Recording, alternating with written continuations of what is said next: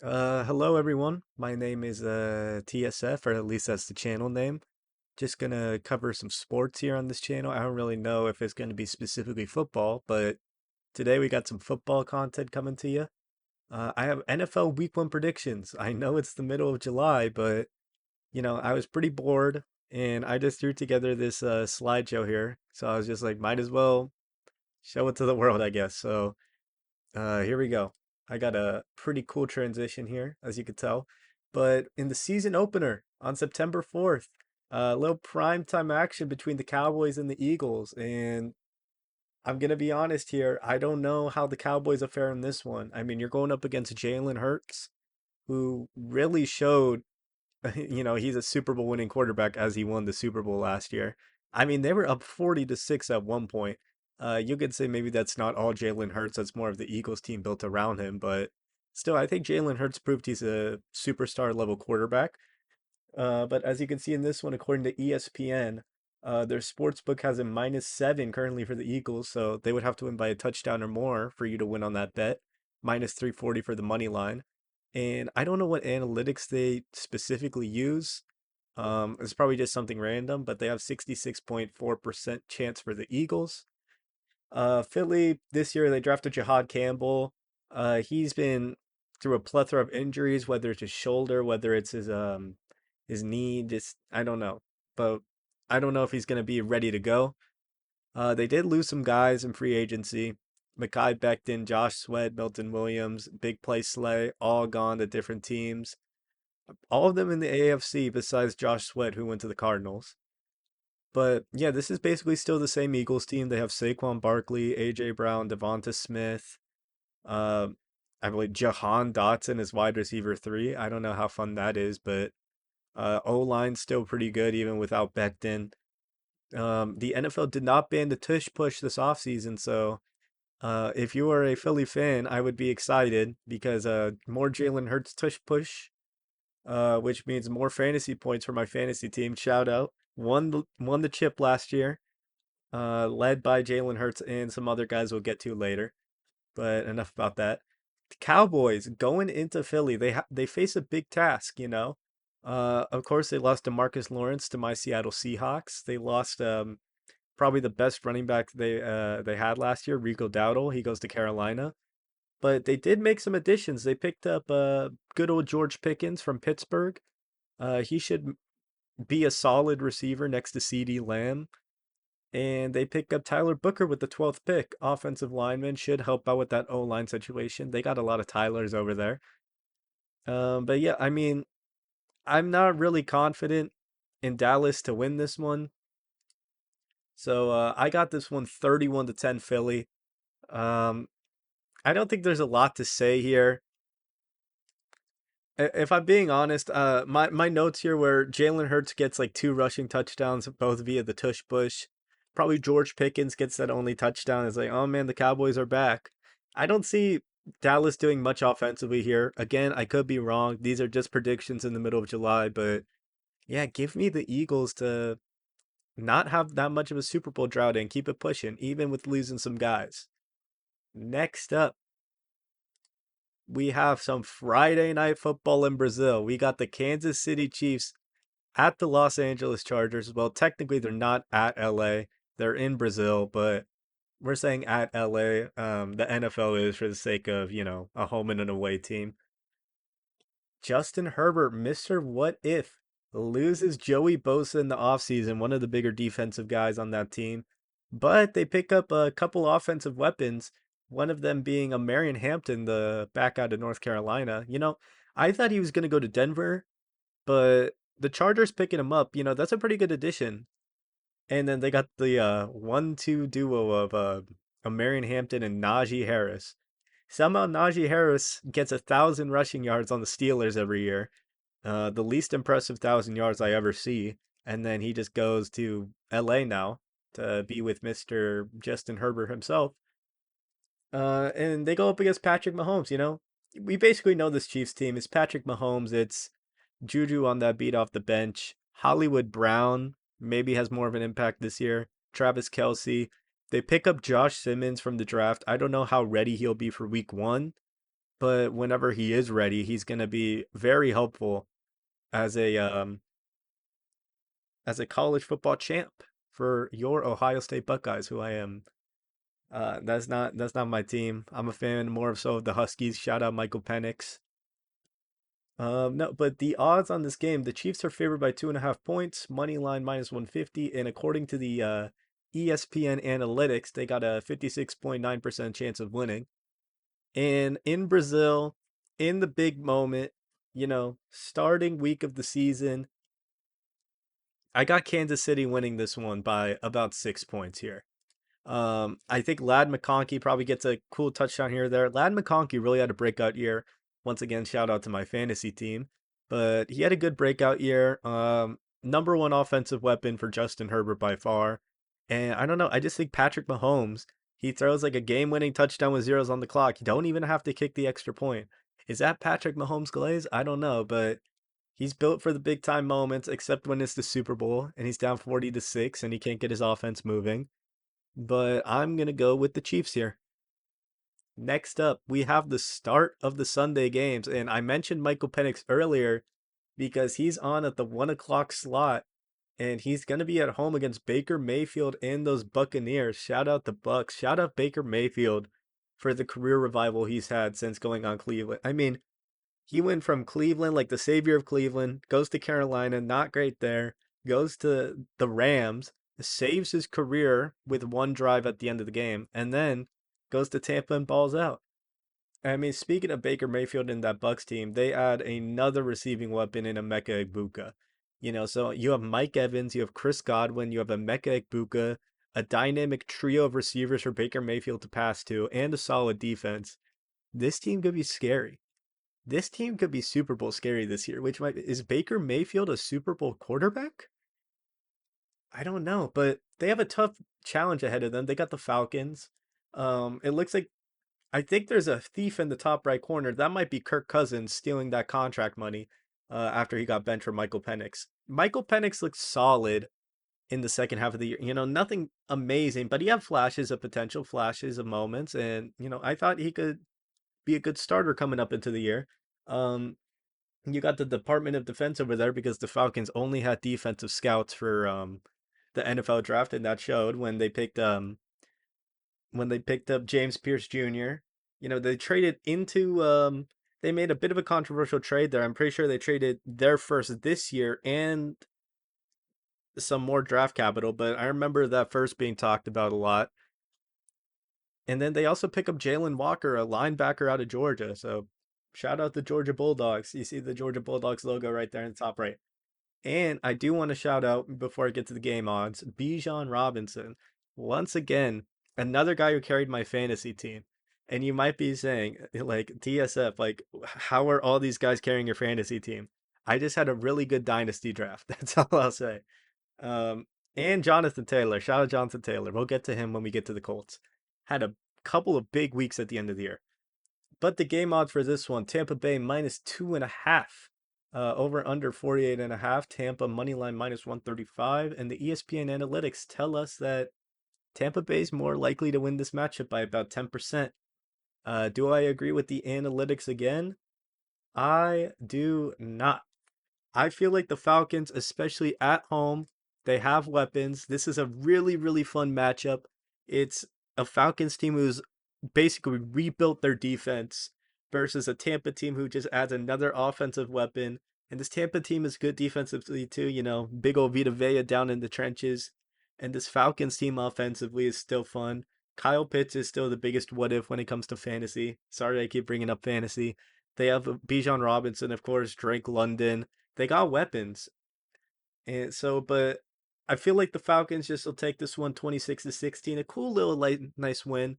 I predict also a safety here. The Falcons defense really showing why they're here to win. They're here to possibly win the division.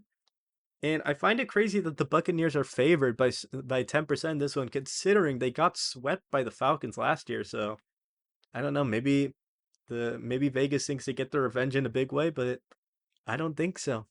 I think it's Michael Penix time in Atlanta. Can you believe it? Going from a surprising first round, like top 10, top 12 pick to leading this Falcons team to a divisional championship? I don't know. I don't know. We'll have to see how it unfolds. Again, early July as I record this, so nothing is concrete for sure. But next up, we got oh, that is do not have Deshaun Watson, but we have a four-man QB battle between Joe Flacco, Kenny Pickett, Dylan Gabriel, and Shador Sanders. Oh my goodness. Definitely not a fun time in Cleveland, I'll tell you what. But I probably think Joe Flacco wins out the starting job, at least for week one. Browns want to show that we're pretending to try to win, so we're going to have a stable guy in Joe Flacco. And Joe Flacco actually hasn't been bad in his later years. I know a big joke on Gridiron Heights was, is Joe Flacco a lead or not? And I mean, I know he wasn't like the main factor on that Super Bowl team in Baltimore, but he had like 11 touchdowns and 0 picks or something crazy like that against some of the top teams back in the early 2010s. So shout out Joe Flacco. Kenny Pickett obviously hasn't worked out for Pittsburgh. Early first round pick in that horrid NFL QB draft class. I think that was the Matt Corral class. He was supposed to go first round, but he had that injury in the bowl game, and then I think he's off to like the USFL. I don't know exactly.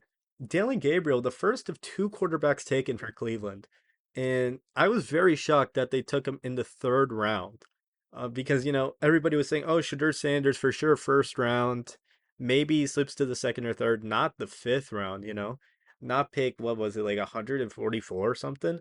But they take Dylan Gabriel first. And I mean, he's a good starter at Oregon, an older guy. I believe he's 24, 25 as of now. Led Oregon to an undefeated season, but they got bounced in the college football playoff. So I mean he has playoff experience, for a Cleveland team that probably doesn't have that much ever since Baker left. And then the dark horse is Shador Sanders. I fully don't expect he wins the job week one, but I think for where you got him in the fifth round and for the level of talent he showed, I think it's a steal. I mean, at worst, like if you're a super hater of Shador Sanders, you could say that this is expected value. You can't say that you reached for Shador Sanders. And I feel like Cleveland's got to be happy with that at least, even if it doesn't work out, right? It's only a fifth round pick, and your QB room's in shambles ever since Deshaun Watson, I believe, retore his ACL or his Achilles. So that's not going to be fun seeing Browns football probably this year. But enough about Cleveland. You're going up against the Cincinnati Bengals, who have also been a little bit dysfunctional this year. Trey Hendrickson and Shamar Stewart have been having some contract holdouts. Um, I believe it's Shamar Stewart, right? The Texas A&M defensive men who got picked by the Bengals in the first round. I believe the Bengals tried putting in some type of clause that they've never done for any rookie before, and they just decided to try to do it this year to the to their first round rookie, and he's like, "No, I'm holding out. I just want a normal contract. It's nothing crazy." And then we of course know Trey Hendrickson's been having some contract issues.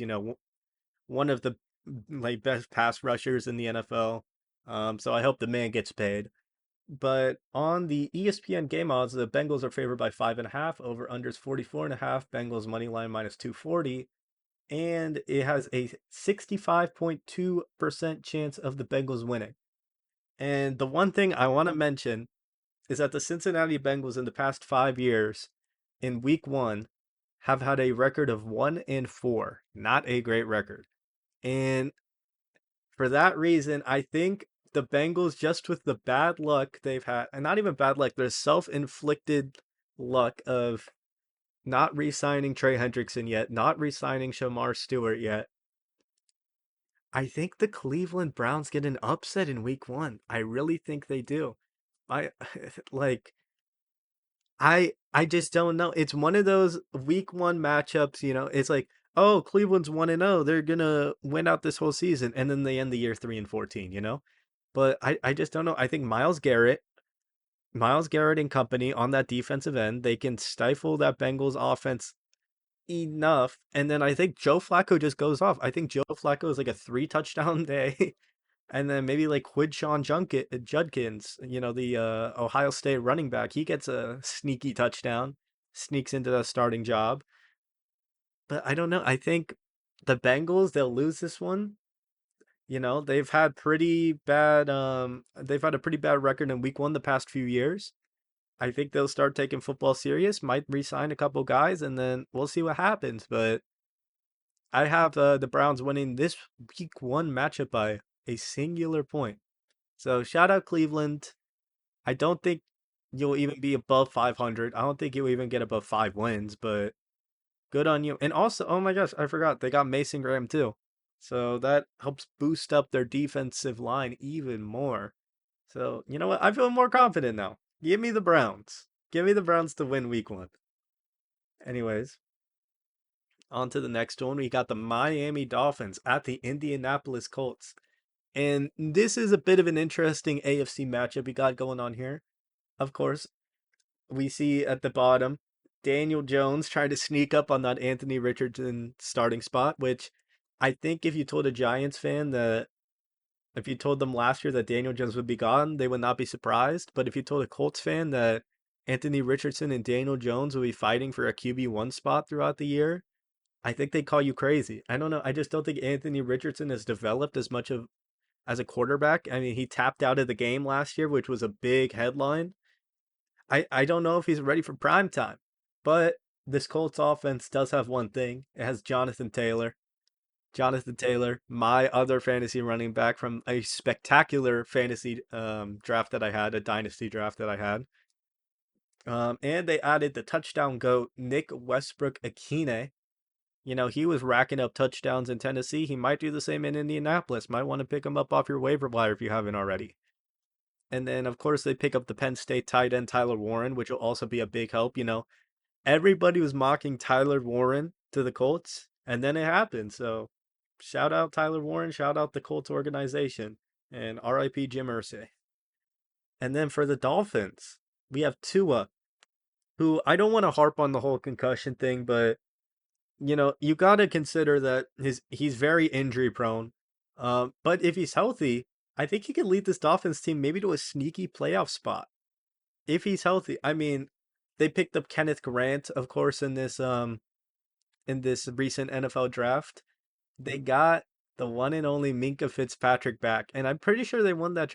It was basically Minka Fitzpatrick for Jalen Ramsey, and I mean, of course, Jalen Ramsey is Jalen Ramsey, but he's older, and you get back Minka Fitzpatrick, the guy that you originally had. I think that's a win for Miami.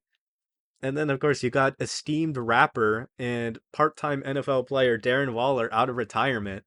To pair up, but I mean, that's a fun this is a really fun team if they're healthy. I mean, especially the offense. You have Jalen Waddle, you have Tyreek Hill, you have Darren Waller, you have the running back Devon A. Chain. It's gonna be a really fun offense to play with, and then Kenneth Grant helping bolstering down that defensive unit. I think the Dolphins could be good this year. And I don't really see the same about the Colts. So I got a 27-14 Miami, at least in June. I mean in July. I don't think Anthony Richardson plays well in this game. I'm gonna be dead honest. I think he throws like 3 interceptions. Colts Mafia starts going crazy. Like, do we start Daniel Jones over him? I don't know. I'm not the head coach, but I think two touchdowns are going to come from Jonathan Taylor, and that's going to be the only points scored for the Indianapolis Colts this whole game. And I think Tua thrives. I think he maybe has like a 3 or 2 touchdown night, no picks. Is Tua back? Is Miami football back? I don't know. Next up, we have the Las Vegas Raiders at the New England Patriots. Also at that 1 o'clock time slot. I forgot to mention everything since the Kansas City game has been at the 1 o'clock time slot. But we got an interesting one here. Two completely, I guess not completely, one completely brand new look team and one revamped team. Um, I think we want to start off with the Raiders here. Geno Smith, my quarterback on the Seahawks, got traded for a third round pick to the Raiders. And we picked up a new quarterback, which we'll talk about when we get to that game. But and then Pete Carroll comes out of retirement, or I guess he wasn't retired, I guess refirement, and he goes to Vegas to team up with Tom Brady, the owner, and Geno Smith, the quarterback. And then, as if that offense wasn't crazy enough, Tom Brady not in the offense, neither is Pete Carroll, but they get Ashton Ginty, the most hyped running back prospect in a long time.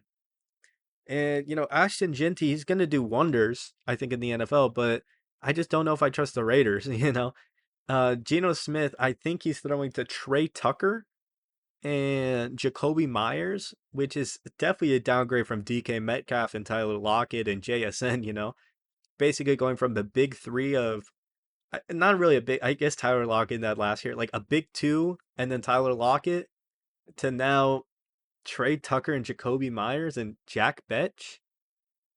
Like that ain't a great downgrade, I'll be honest. But Pete Carroll, I'll be interested to see how he does.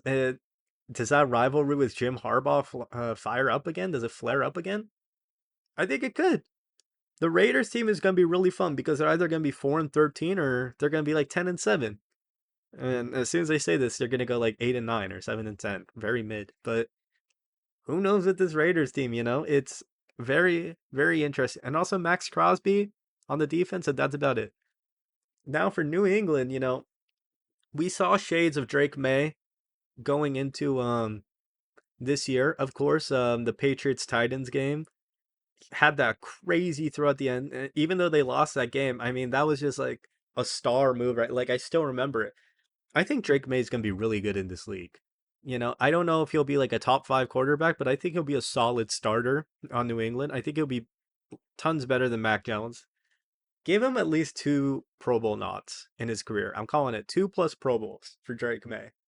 And they help him out on the offensive end. They give him Will Campbell, number 4 pick. Everybody's saying he's got short arms, but I like him as like a guard, maybe like a smaller tackle, but well, not smaller in his frames. I'm just talking about smaller in the hands, the arm region. But yeah, I think that was a really good pickup to help. Offensive line is one of the most important things to get if you're an NFL team. And this just proves they're ready to build around Drake May. They didn't do anything crazy. And they pick up Stephon Diggs. He had a boat video that I'm not going to comment on because he may or may not have had some substances on there. But if he's fully healthy and he's fully ready to go, Stephon Diggs could be a very fun wide receiver one for Drake May to throw to because I don't really know who else he would throw to if not him. And you got Mike Vrabel. Mike Vrabel as the head coach, I was surprised when he got fired by Tennessee, but I understand, right? Because you're going in a new direction, you're going a little bit younger, and Mike Vrabel, he was kind of the head coach of the old Titans team, and now they got a new team with Cam Ward and all that. But Mike Vrabel goes back to his New England roots, and a defensive minded coach. But I'm interested to see how Drake May develops in this Mike Vrabel scheme. We'll see how he does. But for ESPN, the game odds, New England is favored by -3, meaning if they win by a field goal or more, you cash your bet. If not, you lose it. Over under is 42.5. New England money line is -155. And I was very surprised by this. According to ESPN analytics, the New England Patriots are favored by about 4.2%, which is very, very shocking to me because I would expect, Geno Smith, Ashton Jinty, Max Crosby, like they're all like they're all bigger names. And ESPN, I don't really trust them in terms of their analytics, right? But I would have thought maybe their analytics would favor big names more, but no, they go with New England on this one. Do I agree with it though? No. I Is this revenge? Is this my form of revenge for the interception on the 2-yard line? I won't tell. But anyways, Derek Carr, as I wanted to mention, as he's on the screen here, had to retire unfortunately. Did a very classy move by forfeiting some of that money to the Saints so they could help rebuild their team. I don't know how much it'll help them, but I mean, like, in terms of their front office decision making, as we'll get to later on, actually in the next one, but we'll talk about that. The Raiders, I think they got it barely, I think Geno Smith, at least in the first game, he does just well enough offensively, even with the weapons he has. And Ashton Jinty, I think he has an air performance. I don't think he's going to have an amazing game against the Patriots. I think Mike Vrabel is going to be very good defensively, but I don't think Drake May is going to have enough offensively to get the job done. Drake May probably has like a one touchdown, two interception type day. Geno Smith has like a one touchdown, one pick type day. Kind of an ugly game for both quarterbacks, but a team has to win in the end, except if it's a draw, but we don't do draws over here. So give me the Raiders to win week one as the non-favorite team. And shout out Derek Carr. Next up, as I mentioned, we have the Arizona Cardinals at the New Orleans Saints. And this one's going to be an interesting matchup. Arizona Cardinals, of course, probably going to be the heavy favorites here. You got the former number one overall pick from Oklahoma, Kyler Murray, who said he's willing to rush a little bit more, and maybe he's going to grab some more fantasy points as my quarterback. But Marvin Harrison Jr., I saw something on TikTok. It was like if a receiver has a really cool catch, they're going to be like in the Hall of Fame or something. And he had a pretty good first touchdown catch. Go search that up if you want. But yeah, I mean, and then you got James Conner. James Conner, who was the running back last year, got injured towards the end of last year. He's been very good for my fantasy team as well. I will have to admit, James Conner, shout out to him. And then, of course, they pick up Walter Nolan out of Ole Miss, the defensive player. I don't know why I said that like a question. I know he's a defensive player. But yeah, out of Ole Miss. Shout out Ole Miss. Shout out Ole Moo. And then we have the New Orleans Saints, who, as you can see below Spencer Rattler's head, you see a little bit of the Louisville peeking out. Maybe Tyler Shook gets the start in the first week of the season as a rookie. But I mean, I don't know how wise that would be. I feel like Spencer Rattler played solid enough last year where you can just start him, but I don't know. Maybe the Saints, they're like, we want to see what we have with Tyler Shook, even though he's like 23, 24. He's an older rookie. But for the sake of my prediction, I'm pretty sure that Spencer Rattler is going to take that QB job week one. And a fun fact is that on Madden, my most recent Madden franchise, I actually am playing as the Saints, and I won a Super Bowl with Spencer Rattler. So I might have some bias here. So shout out Spencer Rattler. I started the offseason, so I got a chance to draft QB. I went the Browns route. I drafted Dylan Gabriel and Shador Sanders, but they just never ended up starting for me because Spencer Rattler was that good. I kept Dylan Gabriel as a backup though, and he's played a couple games because Spencer Rattler's out to go down. Anyways, game odds for this one: Arizona Cardinals are -5.5 favorites.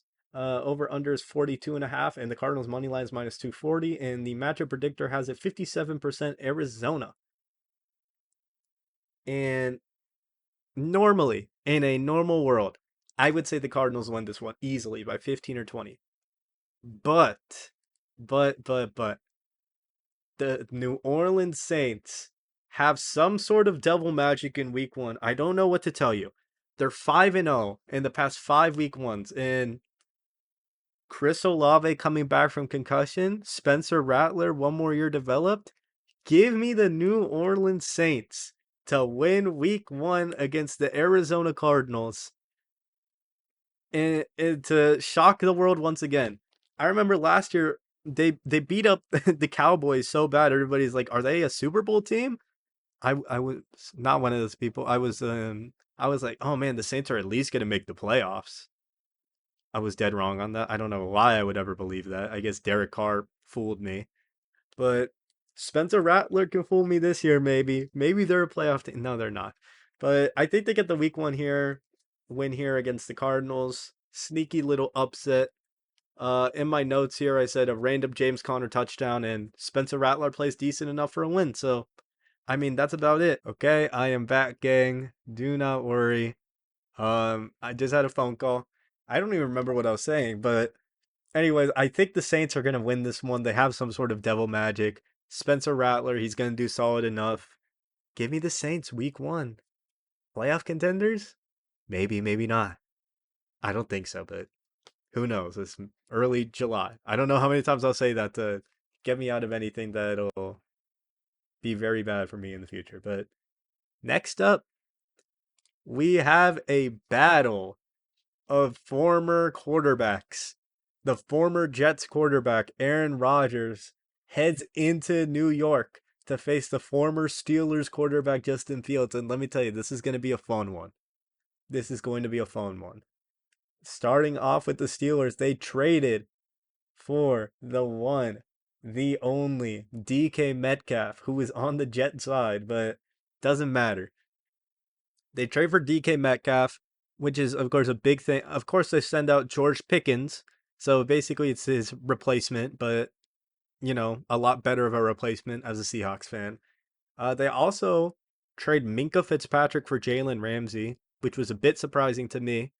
I thought Minka Fitzpatrick a bit younger, but I mean Jalen Ramsey and acquiring big play Slay, Darius Slay from the Eagles, bit of an unk back room, but two pretty solid corners. I'll tell you what. To an already loaded Steelers defense, and another guy they got from the bottom left, Oregon, Derek Harmon. I want to shout out Derek Harmon real quick. He had a pretty sad story going into the NFL draft. Mother suffered a stroke, shortly passed away right after he got picked. But I'm glad I'm glad he was there at the draft. He seems like a great kid. Seems like he's going to do great things in the NFL, and I wish nothing but the best for him. As we go to the New York side with Justin Fields, they pick up Ahmad Membu to help out that O-line even more. And you got to remember, Olu Fashanu, I'm pretty sure, was hurt for the first year. So Fashanu, Membu, brand new O-line.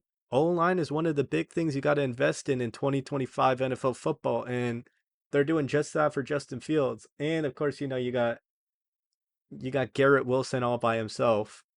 No Devontae Adams as he leaves to pack up and join the LA Rams, but Justin Fields, I mean, he still has a pretty solid running back to rely on, Brees Hall.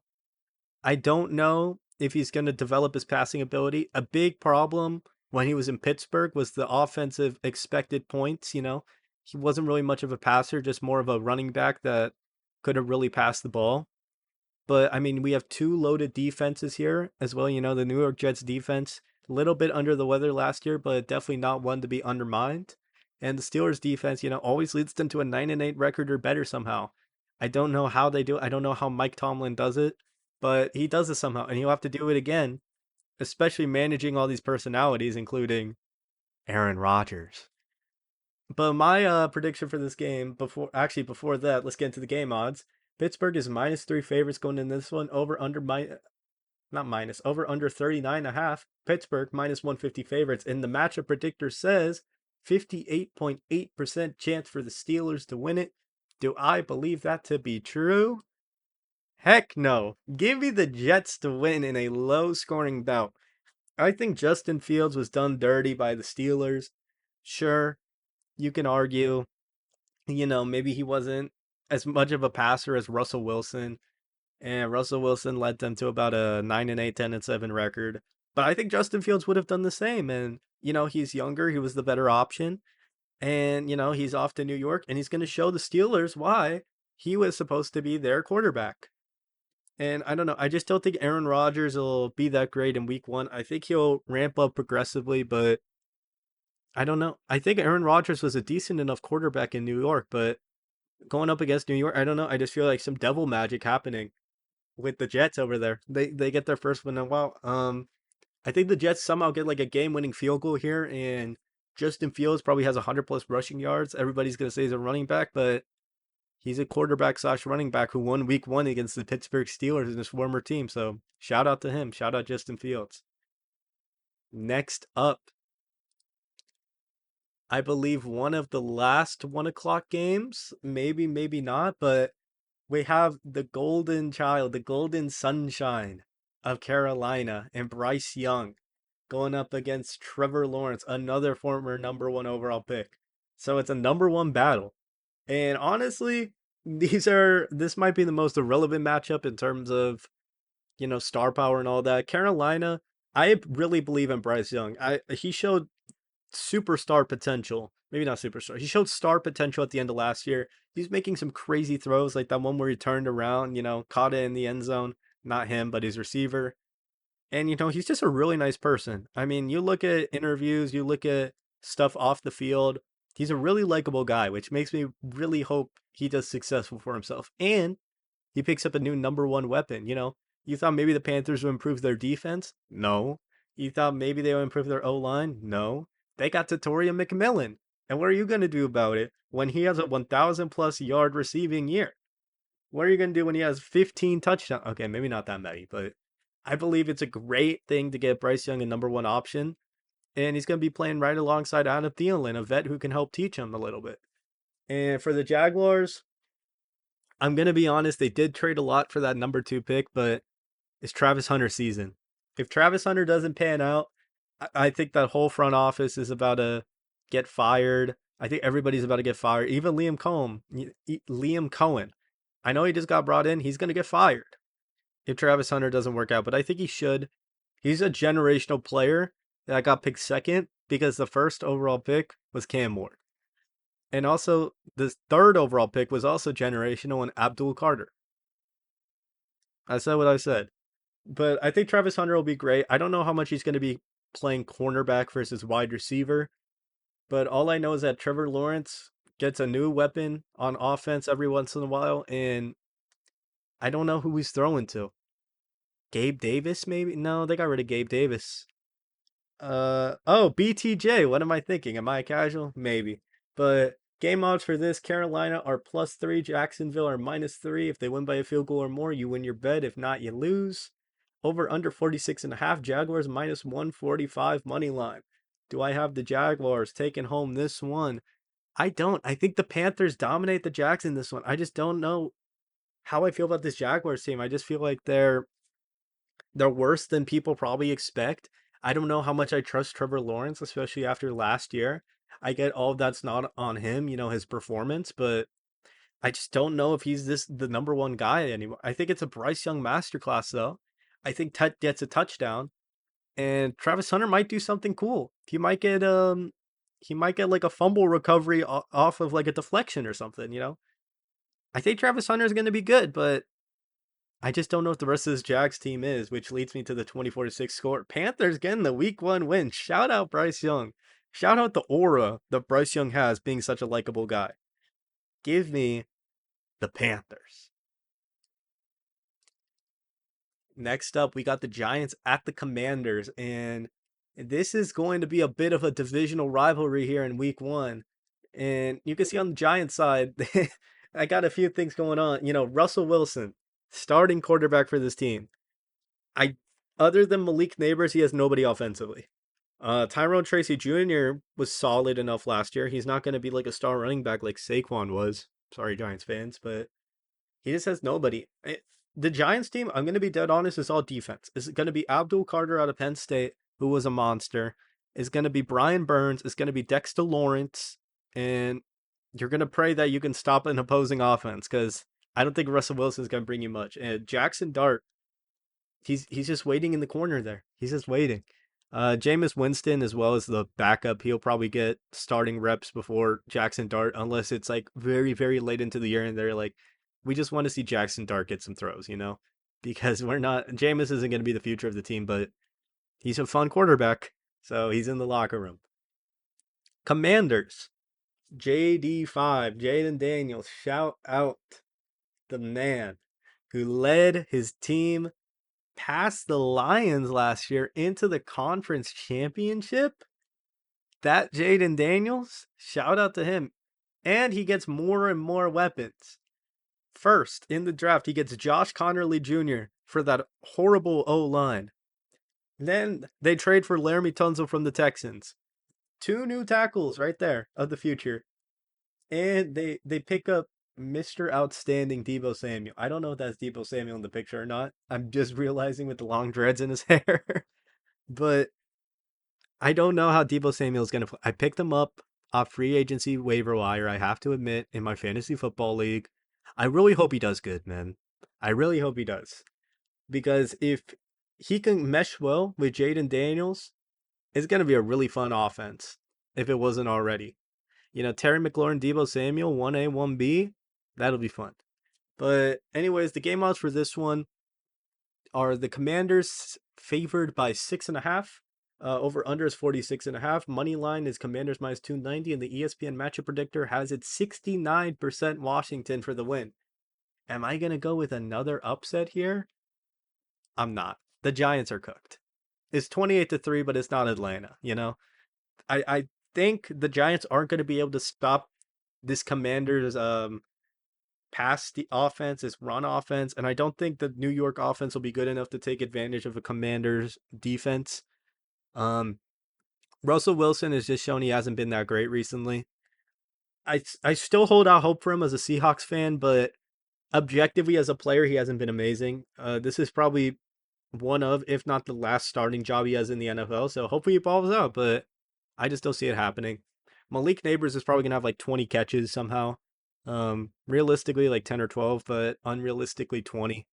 And I just think Jaden Daniels cooks. He probably has like 2 rushing touchdowns or something crazy like that. So shout out Jaden Daniels. Shout out the Commanders winning week 1, keeping the positive momentum going from the Detroit win last year.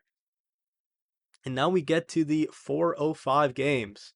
The first one is an interesting one. It's the Tennessee Titans at the Denver Broncos. And you may be wondering, why do I have Caleb Williams and David Carr in the middle? Number 1 overall picks that have started in week 1. The last one to get a win was Caleb Williams in 2024, which is pretty recent. And before that was David Carr back in about 2002, 2001. So, number 1 overall rookie quarterbacks are not very good in week 1. And combine that with facing Sean Payton and a Broncos team who exceeded expectations last year, made the playoffs as that 7 seed. Of course they lost, but still very much exceeded expectations. Nobody probably thought this team, or most people probably thought they weren't winning, that many games, but they did it, man. Shout out them. And the Broncos, they have added some weapons, but one thing I want to touch on is that defense is going to be killer. Drafted Jahdae Barron in the first round. Jahdae Barron, Pat Surtain, their defense is lethal for a Sean Payton team. Shout out. But on the offensive end, I mean, only thing they did really add was UCF back RJ Harvey, who's competing for that number 1 job with J.K. Dobbins. So not really an amazing running back room, but if RJ Harvey can fire off, hey, I wouldn't complain if you're Denver. But of course, the defense is probably going to be doing the majority of the lifting here. But for the Titans, I really don't have much to say about them. I could talk about Tyler Lockett going there with Traylon Burks and Calvin Ridley. I could talk about Tony Pollard, but let's be honest, this is the team that got the number 1 pick last year, and all they did this year is add a rookie quarterback, Cam Ward, who I'm sure will be solid in the future. I don't really know if he'll be superstar level yet. I can't really tell that by June, or sorry, July. I keep saying June because I keep reading 7-6 as the other way around. But I think Cam Ward will be solid. I mean, he called Traylon Burks the 4th best receiver in the NFL. I mean, the guy's got loyalty. You got to admit that. But when it comes to an actual matchup, I don't think this will be close particularly. I have the score 24-0 until about like a minute left in the fourth quarter. And then you got the script all set up. You have Cam Ward leading his team down, gets a last second throw to Traylon Burks plus a 2-point conversion, keeps positive momentum going, but they're losing this one. I don't think there's any possible way they win. Um, the Broncos just have too much of a stifling defense. And yeah, that's about it. Next one. My Seattle Seahawks at home versus the San Francisco 49ers. Now, is it crazy to say? Is it crazy to say that I feel more confident with Darnold and Cooper Kupp than I did with Geno and DK? I don't know. It just feels like a new team to me. It feels so exciting. Maybe not exciting fun, but exciting scary because Sam Darnold is Sam Darnold. Um, you got to remember, there was Viking Sam Darnold, but then there was Jet Sam Darnold. And then there was Panther Sam Darnold. And then there was 49er Sam Darnold. So, I mean, I can't speak ill on quarterbacks come ups because Geno Smith had his come up with the Seahawks after about sitting a few years behind Russell Wilson, having infamous moments in New York. Shout out Geno Smith, shout out Sam Darnold. He'll do something. And he's going to have weapons. I will tell you what. He's going to have JSN. He's going to have Cooper Kupp. And Those two are going to be one of the best 1-2 combos in the league. You got to admit that. Sorry, I'm trying to think of the third. I'm too much of a casual. I'm too much of a casual to remember the third wide receiver. He was on the Saints. And Mercedes Valdez Scantling. I'm not a casual, chat. I'm not a casual. But yeah, MVS as well. He's going to be a big touchdown threat. And he's going to be protected by the newest first round pick, Gray Zabel, out of North Dakota State University. I was out of my chair clapping for this pick because you know what we always needed as Seahawks fans? Offensive line. And we got a good one. We got a guy who's just going to, he was like Joe Alt last year, just like, yep, I'm going to protect my quarterback. I'm going to do my thing. And I might eat corn on the side. I don't know. Gray Zabel is him. Football wise, he's him. And they also had DeMarcus Lawrence from the Cowboys. Funny with him and Michael Parsons arguing about we're not going to win a ring in Dallas or whatever, which is probably not true. Um, I mean, it probably is true, but I don't know how, bias aside, I don't know how much more likely you are to win in the Seahawks organization. But we're here for vibes, man. We're here for vibes. 49ers, Brock Purdy, big payday. Will he earn it this year? I mean, not like he hasn't already earned it, but will he still continue to be successful under that contract extension? And they also get Michael Williams out of Georgia. Not a lot of moves to report from the 49ers. Just got to hope they recover from injuries as well. You know, that receiver room. I'm pretty sure all three wide receivers are questionable currently on the ESPN depth chart. But on the game odds, San Fran opens as a -1.5 favorites, over under 45.5, -125 for San Fran, and they have a 53.7% chance of winning this football game. Am I going to pick San Fran? Heck no. I'm picking my Seattle Seahawks in a score of 25-15, for no particular reason. Except when you mess with a sorry receiver like Michael Crabtree, that's the result you're going to get. I might have butchered the quote. I might not have. Who knows? But I think the Seahawks offense cooks in the second half. I think in the first half, Sam Darnold's still learning. But this is honestly such a revenge game moment. I would be surprised if we lost this one, especially at home. We're going to have home field advantage back. Everybody was saying they can invade Seattle. I don't think so. New year, new me. And this is a biased pick, I'll admit it. This is a biased pick. But give me the Seahawks. Like, unironically, I would pick the Seahawks here. But this is also biased of me. Next up, we have the Lions at the Packers.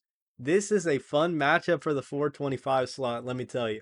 The Lions getting back Aiden Hutchinson fully healthy. I don't know how he's going to play, but I've seen practice videos of him, working out and all that. He doesn't look as explosive to me, but I think he'll still be a solid, defensive end, defensive lineman. And I think he's probably a lock for comeback player of the year if he just has a decent enough year. Um, but of course, the main story of this Lions team was their coordinators, Ben Johnson going to Chicago, coaching over there, which we'll get to on the Monday night game, and Aaron Glenn, the new head coach of the Jets. Defensive minded coach goes to a defensive oriented team. And then, of course, they pick up Tyleek Williams in the first round out of the Ohio State University. This Lions team, it's basically the same, except with a few changes, like small changes here and there. And of course, Aiden Hutchinson's coming back. You just got to worry about how much these coordinators really help the team. If you think they helped them a lot, probably think the Lions are going to tank to like 9-8, 10-7. If you think they didn't help a lot, you probably still think they're a 13-14 win team. But their opponent, the Green Bay Packers, led by Jordan Love, shout out Jordan Love, who's had a pretty good career after he started. Utah State quarterback, shout out Utah State. And they are going to add Matthew Golden to that receiver room. So you have Matthew Golden, Romeo Doubs, Christian Watson, Dontavian Stokes, or Dontavian Wicks. I don't know, but somebody's getting cut out of that. And also Tucker Kraft, my fantasy football tight end, who was cooking near the end of the year. And they released Jair Alexander, franchise legend. Sad to see him go, but I mean, you can't ignore the injury concerns, right? And if he doesn't want to work on a restructure contract, I mean, at that point, you might have to let him go. And that's what the Packers did. Anyways, let's look at the game odds here. Green Bay's favored by -1.5, which I was really shocked that the sports books did. Over under is 49.5. Green Bay -125 money line, but the matchup predictor on ESPN has this as a 51.9% chance of Detroit winning. Do I see Detroit winning in this one? I gotta go with Vegas, man. I don't know what Vegas sees, but I'm inclined to kind of agree with them. I think Jordan Love might have a game-winning drive here against these Lions. I think the Lions will look a little bit slower. Like they'll look like 80% of their play, 80% of their potential, but I think that's just enough of a drop off for the Packers to take advantage and steal week one from the Lions. It's a competitive game, but I think Jordan Love gets it done week one. And maybe the Lions don't win the division this year. Maybe it's the Packers. Maybe honestly, all four teams in the NFC North could win the division, and I wouldn't be surprised. And, I don't think that's a crazy overreaction. Vikings last year, great regular season team, won like 13 games. Lions went like 14-3. Packers, about 9-10 wins. The Bears, brand new head coach, going from about 6 wins or so to maybe the division. That one might be crazy, but I think they at least compete for a playoff spot. But I think the Packers win week one. Shout out Jordan Love. Shout out Green Bay. Next up, it's the Houston Texans versus the LA Rams. And a quick moment of silence for Tank Dell's knee. I hope he recovers back well. I hope he recovers back safely. That injury last year in the playoffs was devastating, but I this is a time for looking towards the future, and the future is CJ Stroud. And the Texans made a lot of moves in this offseason. One of those was trading their first round pick. They traded to the Giants, who eventually picked up Jackson Dart. So shout out Jackson Dart.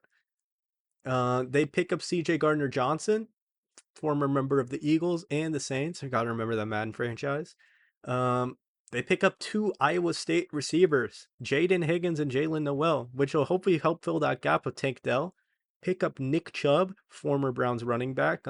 Surprised the Browns didn't bring him back, but of course he's had that horrific injury and just rehabbing that and coming back from that. I hope to see him play at somewhat 80%, 75% strength of his prime, but he's just a good goal line guy as well, probably better than a Damian Pierce. And they pick up Christian Kirk. So shout out Christian Kirk. Of course, the two big losses this year were Stephon Diggs, he goes to New England, and Laramie Tunzel traded to Washington. But CJ Stroudman, I think he has a bounce back year. I don't want to spoil my pick, but I think he bounces back this year from his sophomore slump.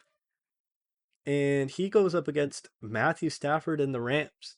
The Rams somehow surprised me. I think Matthew Stafford will have his down year. He'll be, replaced by like Jalen Milrow or something, but the Rams have trust in him. Les Snead has trust in him, and for good reason. This guy's a really great quarterback, as Jimmy Garoppolo is just down there. I just had to put Jimmy Garoppolo in there. Shout out Jimmy G.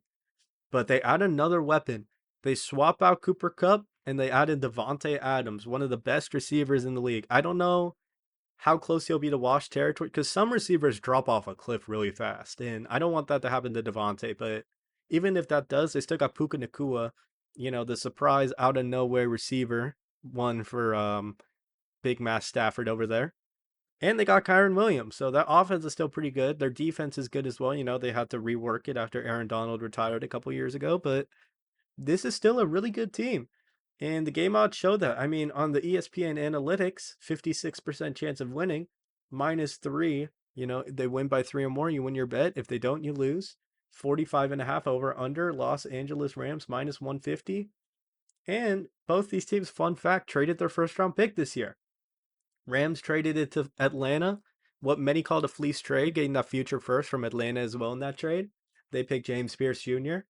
And I touched on the Jackson Dart trade a little bit earlier, but yeah, both these teams are in it. Both these teams want to win it all this year. And I don't know. It's just something's calling to me about CJ Stroud. CJ Stroud and those Texans, man. I think he's going to have a comeback. I think this is the comeback sophomore year. So give me the Texans to win this one. I think Nick Chubb has like a goal line touchdown, a comeback is like a feel good touchdown. But I think the Texans just win this one. I don't think there's anything more to say. CJ Stroud, give me a 4 touchdown passing night. Or actually, that wouldn't be possible. A 3 touchdown passing night. One of them maybe to a guy like Jalen Noel, who was on my Saints Madden 25 franchise mode. Maybe a guy to Jaden Higgins. I don't know. But I think the Texans are going to have a really good this year. They're going to win the division. I'm calling it right now in July. They're going to win it. So give me the Texans. I'll try to hurry through these last ones because my throat is dying. But next one that I covered the Buffalo Bills with the game odds, but is the Baltimore Ravens on Sunday Night Football. They're marching into Buffalo, and their kicker, which we were going to ignore on the bottom left, Justin Tucker got released from the team. The Ravens are a super team. Derrick Henry. They add DeAndre Hopkins and Jair Alexander. And people are gonna say Mark Andrews, but I had that man on my fantasy team. He had a down year, man. Isaiah Likely, Rashad Bateman, Ronnie Stanley at times. I don't know. And Lamar Jackson. This Ravens team is pretty dang good, and they add Malachi Starks, the best safety in the draft. I mean, Nick Amenawari might be a little bit better as a Seahawks fan, but Malachi Starks, an elite safety that they just picked up, and nobody likes to pick safeties, but Malachi Starks, one of my picks in my Madden franchise on the Saints mode. He's gonna be good. But they go up against the Buffalo Bills, and who do they have as their weapon? I mean, James Cook, Khalil Shakir was solid enough. Keon Coleman's been in. Joshua Palmer, Dawson Knox, Dalton Kincaid, Reggie Gilliam. I feel like every year they manage to give Josh Allen less and less options at receiver as at running back. I mean, shout out Ray Davis, but at tight end, shout out Dalton Kincaid, but he somehow manages to do it. I feel like if Josh Allen had more weapons, he'd be better. I mean, of course he had Stephon Diggs, but that ended in drama, is all Stephon Diggs drama does. But they add a pretty big defensive weapon. Joey Bosa is now a Buffalo Bill. Can you believe that? Shout out Joey Bosa. And their first round pick, Maxwell Hairston, has some allegations against him currently that I will not be talking about because I do not know enough info on them. But gotta hope he didn't do anything. And if he did, we're not repping him.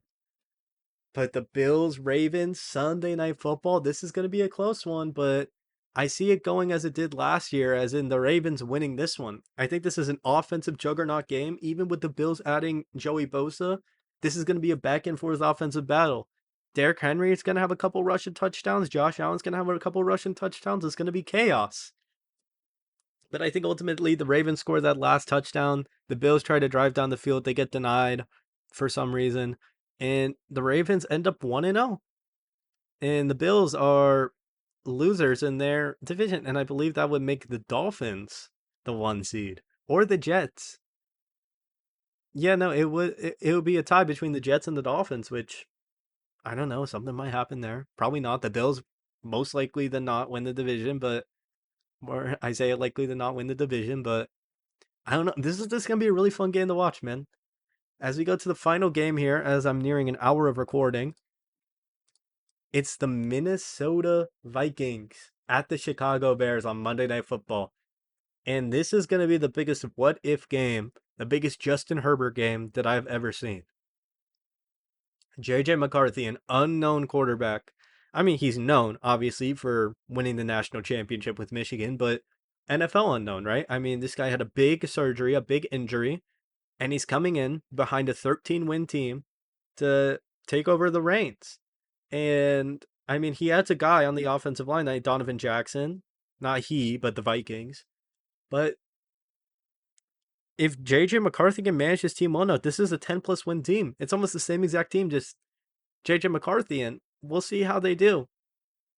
But the Bears, they add Ben Johnson, head coach, offensive mastermind for the Lions. So hopefully Caleb Williams isn't, poorly ran ran out of there by oh my gosh, what's the head coach's name? What was the old head coach's name of the Bears? I can't even remember. but he was horrific at clock management or whatever he was trying to do. They made some big moves. Added Grady Jarrett. Shout out Grady Jarrett. And in the draft, one of the best wide receiver options I think that got drafted, Luther Burden the third out of Minnesota. He replaces Keenan Allen on the same like position, but well, yeah, same wide receiver position, but different archetypes. Caleb Williams is throwing to Romo Dunze, Luther Burden, and DJ Moore, and the new Michigan pickup, Michigan v. Michigan violence here, Colston Loveland, who many were surprised, right? Because, of course, why didn't Tyler Warren go first? But if you look at how Colston Loveland plays, he's the better guy for this Ben Johnson offense. And we've seen Ben Johnson, this Lions team, do some crazy thing, right? They drafted Jahmyr Gibbs. It's like, oh my gosh, why would you draft Jahmyr Gibbs that high? Like right after Bijan, nobody's as good as Bijan, and Jahmyr's ended up a beast. They just made you just got to trust those Lions guys to make their franchise moves, right? Because we're not NFL GMs, we're not NFL head coaches, right? We're not gonna be able to decide the future of the team. But the game odds for this one are -1 Chicago, so Chicago's favored, 44.5 over under, and even money line of -110 here. So no matter who you pick, if you put down a tenner on it, you'll probably get 9 or 850 back. I don't know exact numbers on that. But according to ESPN Analytics, they have the Bears slightly favored, 52.5 to 47.1. Do I agree with that? That I do. I feel like on Monday Night Football, the Chicago Bears are going to get the job done, let me tell you. Caleb Williams, with a new and improved offensive line, may I mention. Let me read you this offensive line right here. Braxton Jones / Ozzy Trapilo, probably the weakest part. Joe Tooney, Drew Dahlman, Jonah Jackson, and Darnell Wright. A brand new offensive line constructed just for Caleb Williams. They saw how bad they were doing with that O line before, and they were like, we have to change all this before Caleb Williams leaves us. And he's going to prove why he was the number one pick. And he's going to prove why he's a better quarterback than JJ McCarthy at this moment in time. Because he's going to win 27-16. He's going to have a throw. He's going to have a touchdown throw to DJ Moore. We might see a random DeAndre Swift touchdown, but they're just going to be cooking. And I think JJ McCarthy, week one, rookie quarterback being thrown into the fire, high expectations, he's going to struggle a little bit. He might have like a 1 touchdown, 2 pick night. And that's okay because you're a rookie quarterback being thrown into a high tense operation. But shout out JJ McCarthy. I hope he does good. And that's going to be the last matchup for week one. Uh, I'd like to thank anybody who got to this point for watching. You big dogs. If you didn't get to this point, you're not hearing this, so I won't mention it. But thank you for at least clicking on this video. I don't have any other content out right now, but if you want to subscribe, let me know in the comments any future updates you want. That'd be greatly appreciated. I've sat here an hour recording, so I'm gonna have to chop this up. There's one moment that I'm gonna have to edit out that you'll probably randomly see. Um, yeah, but thank you all for watching. Thank you all for tuning in. And I will catch you on the next upload or random Google slideshow that I decide to do. Peace.